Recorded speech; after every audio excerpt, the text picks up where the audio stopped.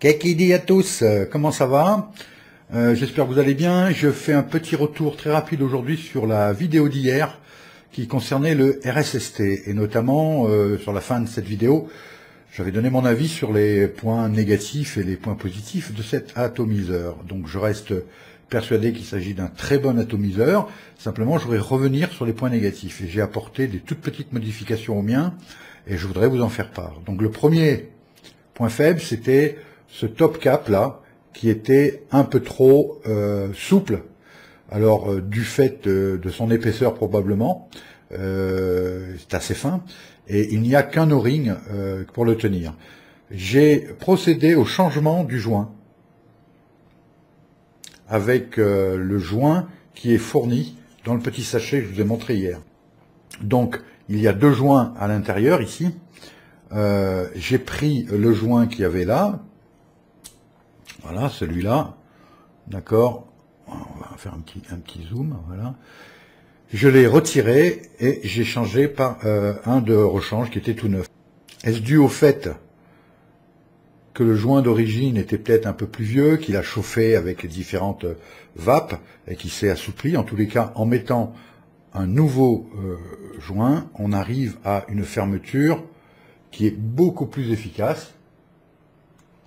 Hein, on entend d'ailleurs le bruit. Et là, regardez, je fais 2 ou 3 fois plus de mouvements qu'hier et mon cap ne bouge pratiquement pas. Donc déjà, en changeant le joint, on obtient une fermeture bien plus nette. À voir dans le temps si ce joint se dilate, se ramollit par la chaleur, si le problème ne revient pas. C'est probable, mais en tous les cas, tout de suite, c'est nettement plus efficace et je préfère ça. Deuxième point, le trou qui est à 1 mm, semble-t-il, je n'ai pas de précision à ce sujet, est un peu petit. D'abord au niveau de la sensation, c'est une sensation de ce qu'on appelle une vape très serrée, pas très aérienne, alors il y en a qui aiment. Hein. Le problème d'une vape serrée et d'un petit trou, il est probable que ça crée une dépression à l'intérieur. Je suppose, hein, il faudrait voir ça avec des spécialistes, mais toujours est-il que le fait de créer une dépression forte entraîne la remontée du liquide au niveau du plateau, de l'atomiseur. Ce qui fait quand on ouvre, comme je viens de faire, après avoir vapé d'une façon relativement intense, eh bien on a quelques gouttes, 3-4 gouttes qui tombent directement par terre, ce qui n'est pas très agréable. Et je suppose que c'est dû à ça. J'ai procédé à l'agrandissement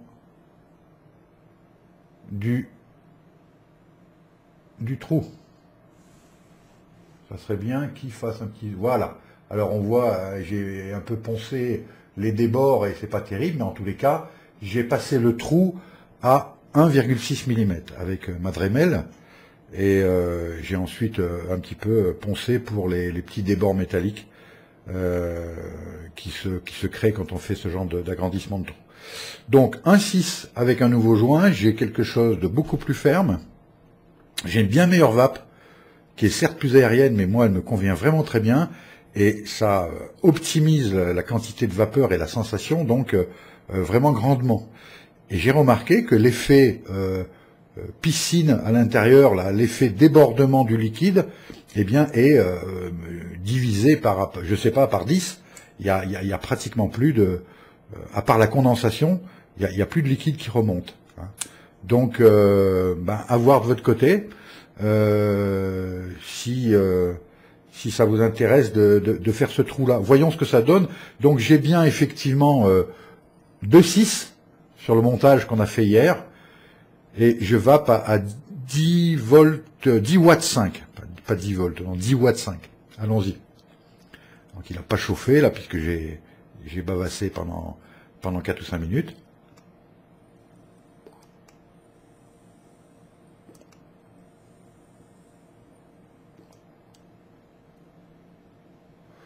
Incontestablement beaucoup plus de vapeur.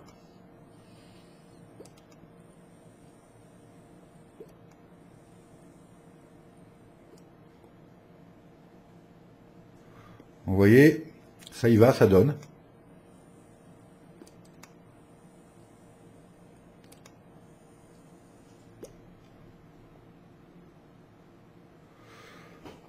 très efficace, très agréable. Le petit goût désagréable du départ de ce câble acier tout neuf, ça vous le fera sûrement, a disparu, il s'est rodé. Hein.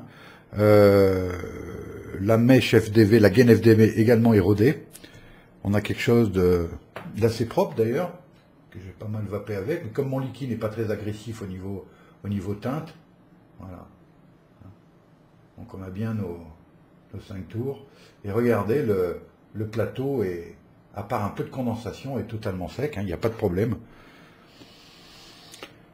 Donc voilà, une fois qu'on a réglé ce problème de O-ring, qui pour le moment continue, d'ailleurs le clac hein, est significatif, il n'existait pas. Alors peut-être que mon RSST avait été pas mal manipulé, ou que le joint était un peu fin.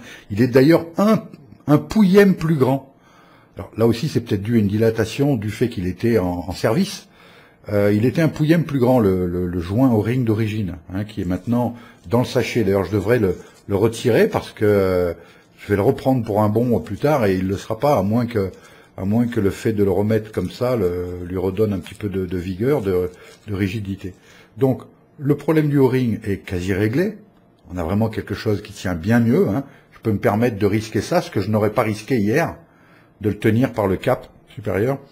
Le trou à 1,6, c'est peut-être un peu fort. Vous pouvez tenter un 1,2, 1,3. Je sais que certains magasins, notamment Espace Vap, Altmenorg sur ses revues nous le précise, ils le vendent directement sur leur site pré-percé. Donc c'est sympa, c'est un travail qui est fait pour vous, c'est fait à la colonne, à la perceuse à colonne, donc c'est un travail qui est propre, et il le perd je crois à 1,2 ou 1,3, 1,2 me semble-t-il. Donc s'il est à 1 au départ, à 1,2, ben, c'est effectivement légèrement plus gros. Là 1,6 c'est peut-être un peu gros pour certains, mais très franchement moi ça me pose aucun problème.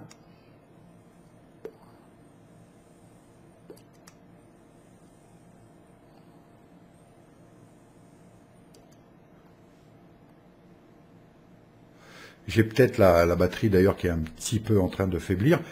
Mais vraiment, moi ça me suffit comme volume de vapeur. On peut faire mieux. Hein.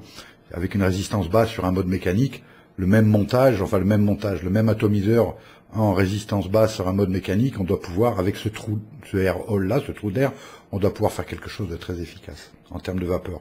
Mais bon, au bout d'un moment, il faut trouver un bon compromis entre volume, plaisir et restitution des saveurs, quoi.